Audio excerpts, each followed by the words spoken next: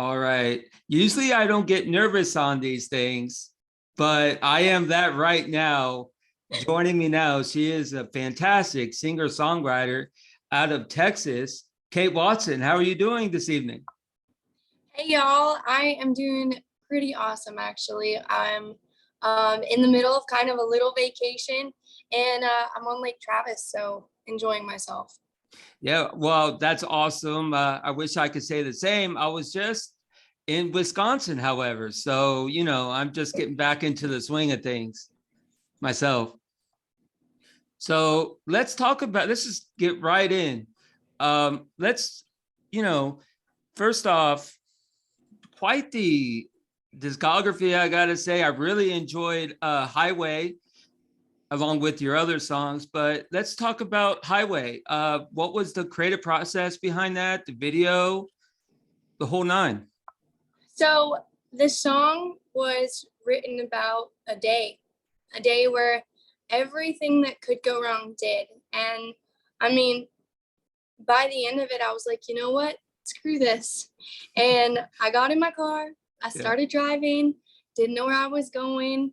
Um, and I got on the highway and I just rolled down my windows and I let everything that was getting to me that day just go out.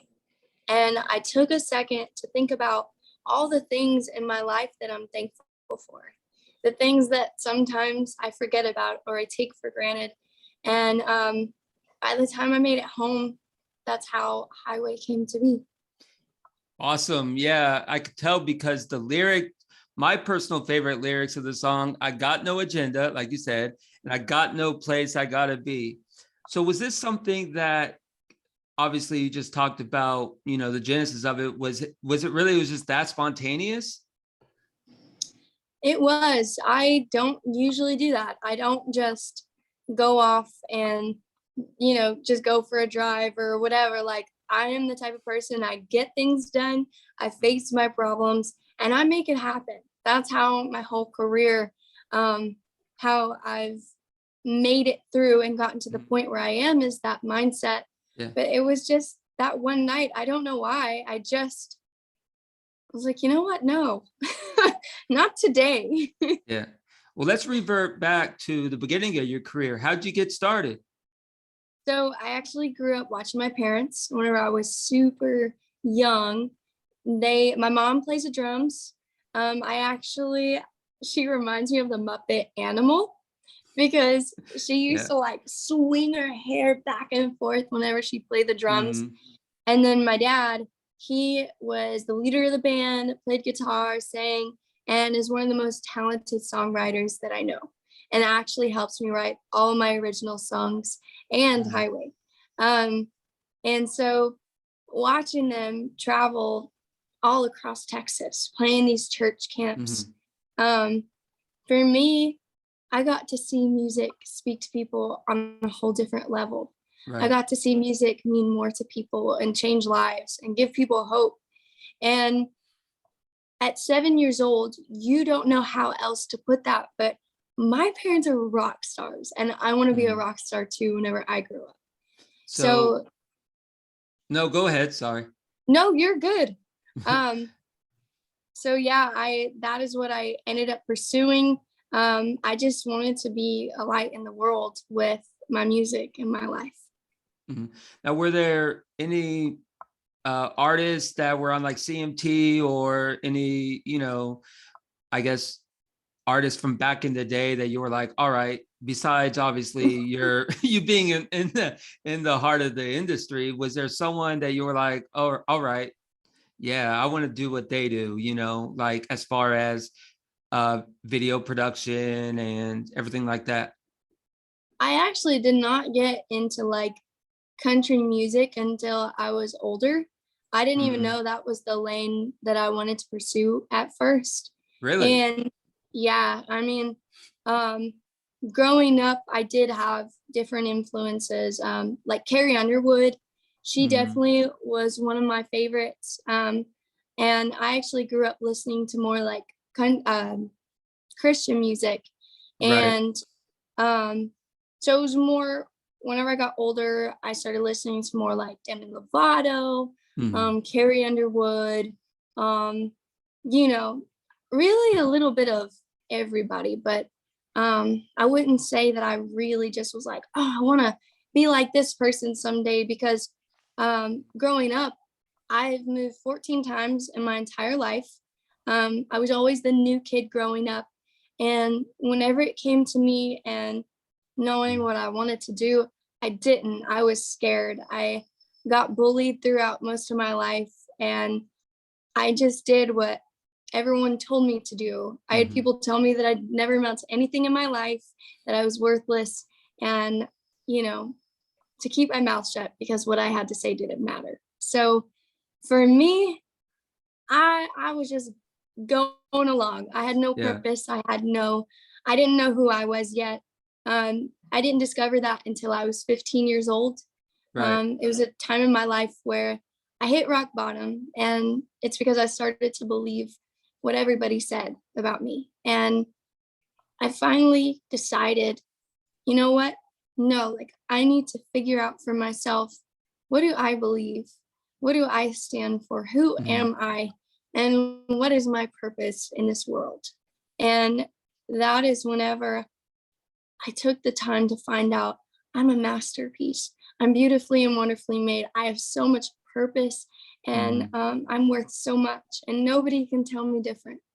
And so 15 is whenever I started pursuing music professionally. And like I said, it was just to be a light in the world and Yeah. give hope for people, no matter what situation they might be going through, you know. And then I discovered country was more the lane that I loved, and that was me.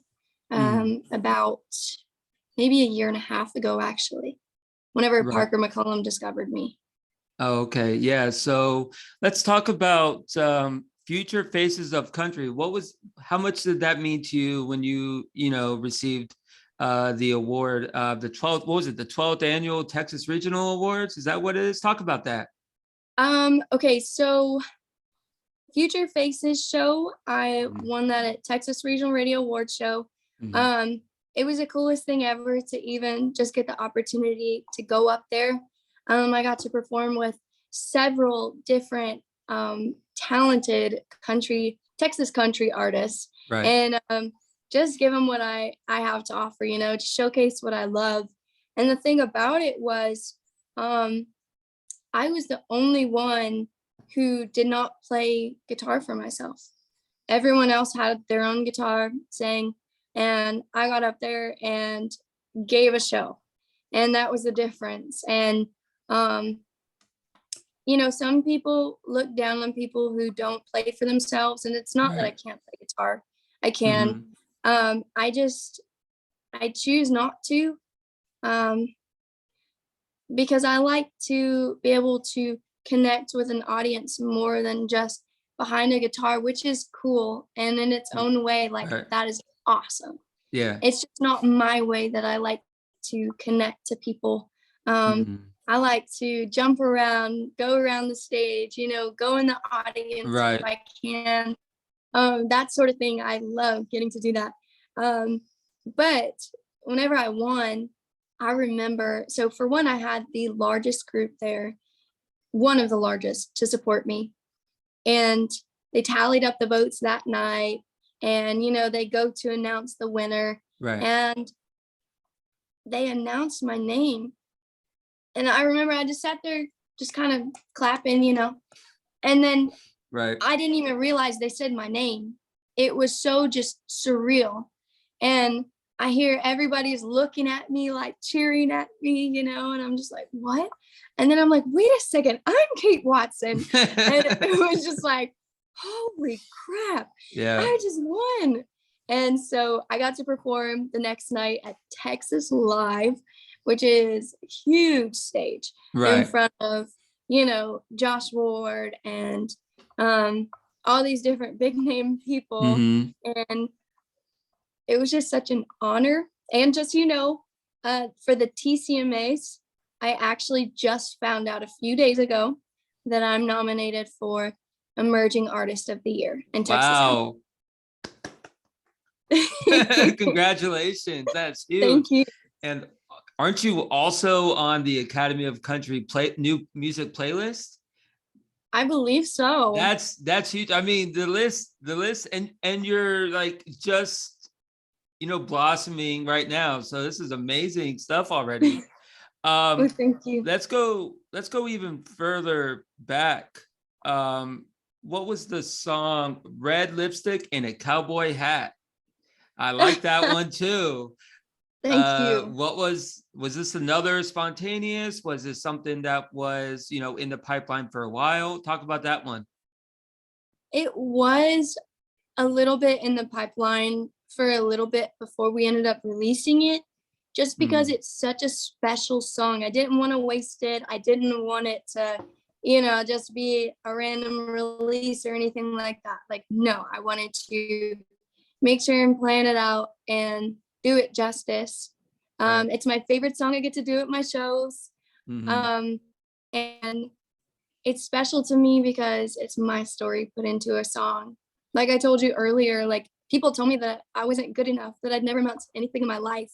And this song was written for those people, basically saying, I could wreck you. Yeah. Like I'm all Yeah. grown up now. You can't mess with me. Yeah. Yeah, And I got 71,000 TikTok followers. Yeah, exactly. You need to show. You need to be like, hey, here's my TikTok. What are you doing? oh my God. But it was written to basically say, I could wreck you, but I choose love, I choose to forgive, and I choose to rise above and be better than that. Yeah, exactly. And I like the mindless, I'm not saying all rock music is like this, but I like that stuff too. But what I really enjoy more than that is music that speaks to you, because that's what I always enjoy about music. I'm a YouTube, I'll listen to like the same song over and over and over and over again because it makes me feel a certain way. Yeah. Like, and I've had a couple other country artists on and recently, and I always go back to hate the Shania Twain back in the day. That was she was like my first crush. Like Oh yeah. like 1990s Shania Twain. Like, what was your thoughts on her and like Faith Hill? Are you familiar with those kind of trailblazers back in the day? Yes. So Shania Twain, I absolutely love her. I cover a few of hers. I'll do Any Man of Mine. I'll do Man, I Feel Like a Woman. And I love, like, she's just somebody that's just timeless. Like, she will never go out of style. She will never, be forgotten. She's just somebody to look up to, Right. somebody to always remember. And whenever I cover her songs, I make them a little more rock compared to how she does them. And then Sure. I love to do, so whenever I do Man, I Feel Like a Woman, I don't always do this, but it's sometimes. Um, I will sing the song, and whenever it gets to the part, Man, I Feel Like a Woman, I'll Right. go out into the crowd.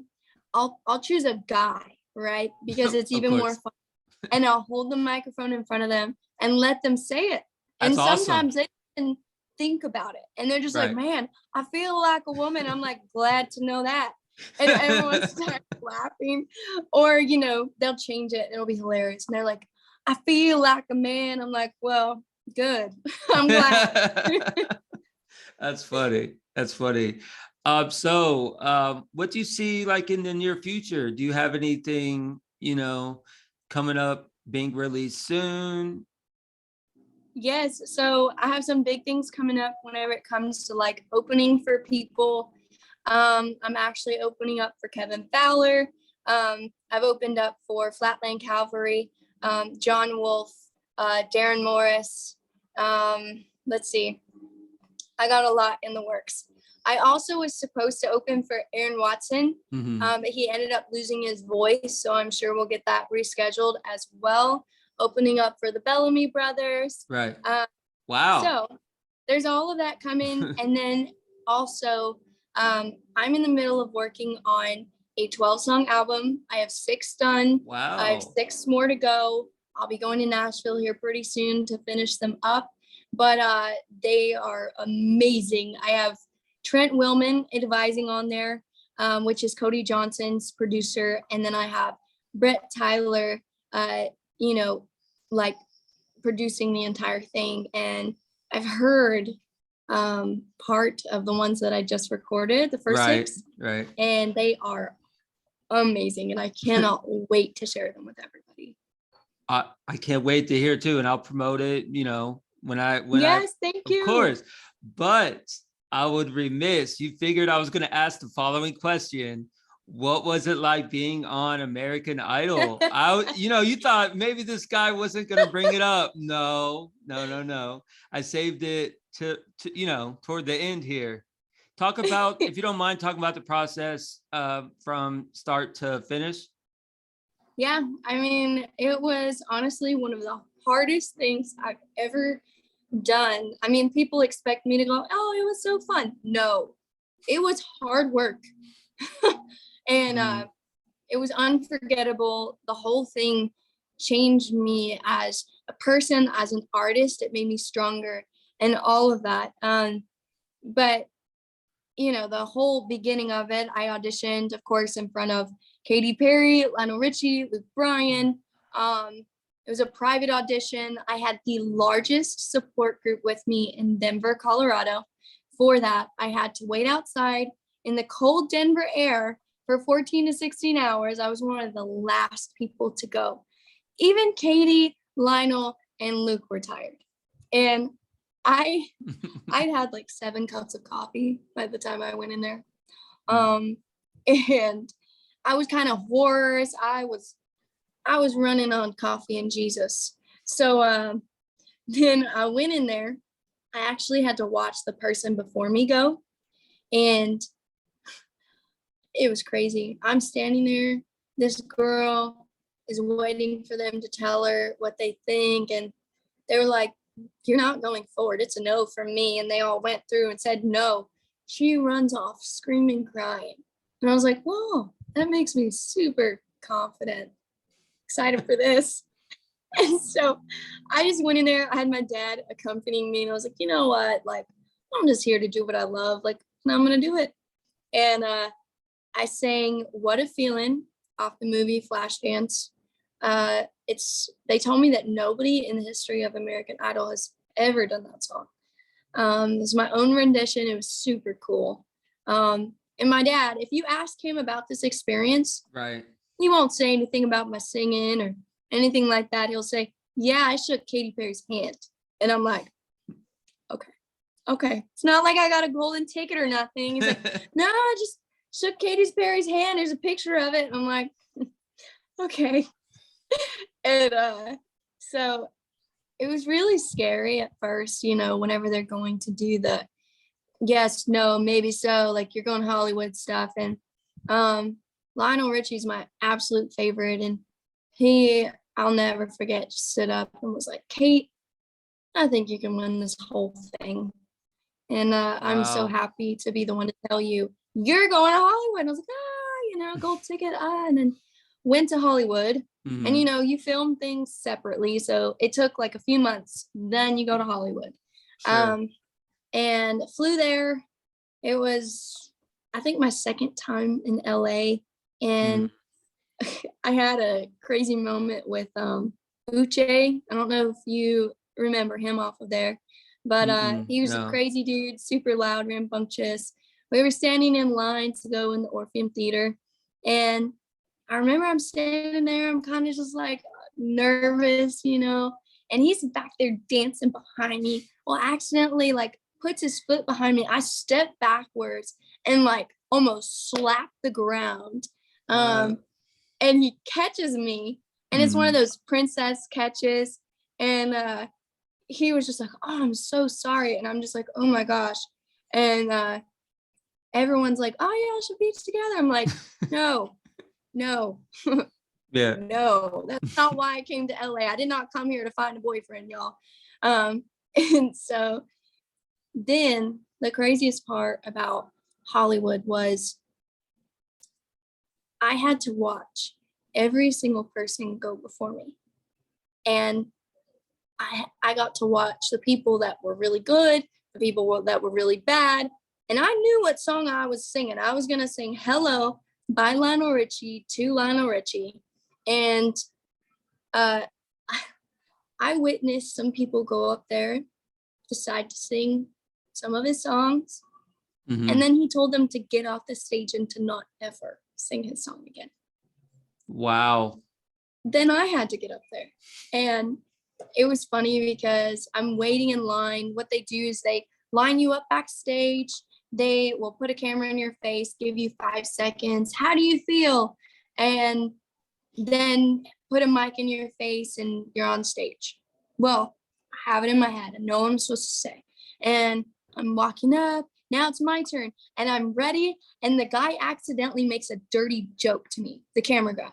Mm-hmm. And I'm just like, and everyone starts laughing. Like I am dying laughing. So is all the people who are supposed to go behind me. The camera guy's laughing. Well, then they shove a mic in my face. So everyone in the crowd hears me just hardcore laughing, right? And I get pushed on stage. Yeah. And I'm just like, well, what do you do? So I just start dancing. So Katy Perry stands up. She starts dancing with me. And I make my way to the middle of the stage. And Lionel looks at me and he says, Kate, what song are you going to sing? And I said, I'm going to sing your song, Hello. And he said, this is either going to be really bad for you or really good. And I said, well, Lionel, it's go big or go home. And so I'm going to be completely honest with you. As soon as I started singing, I kind of just blacked out. I don't remember the rest of it. I don't remember like if I sang good, if I sang bad, if anything. Mm-hmm. All I remember is I came to after I finished, and the first thing I see is Lionel Richie standing up out of his chair and starts clapping.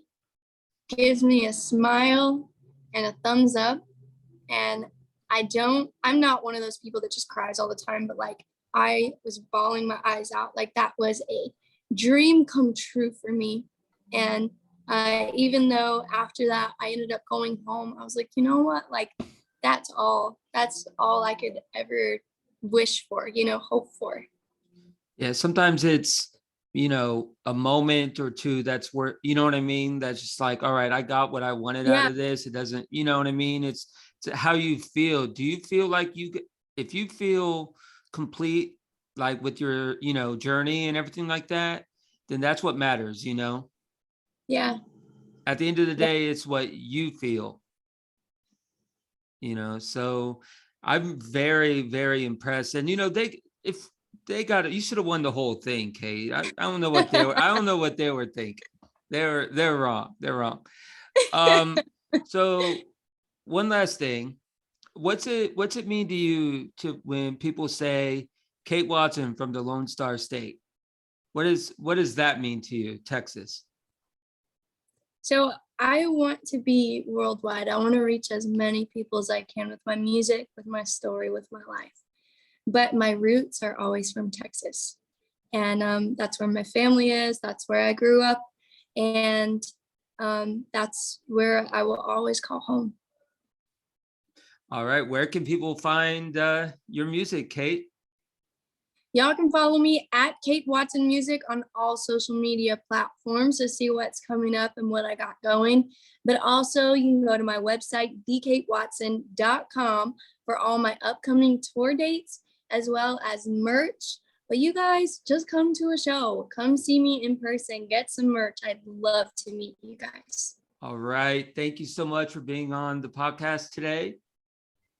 And I will monitor and promote your upcoming discography. I will give you that word, or my word on that. Well, thank you. All right. Thank you so much. Yes. Thank you so much. All right. Have a good night. You too. Bye. Bye.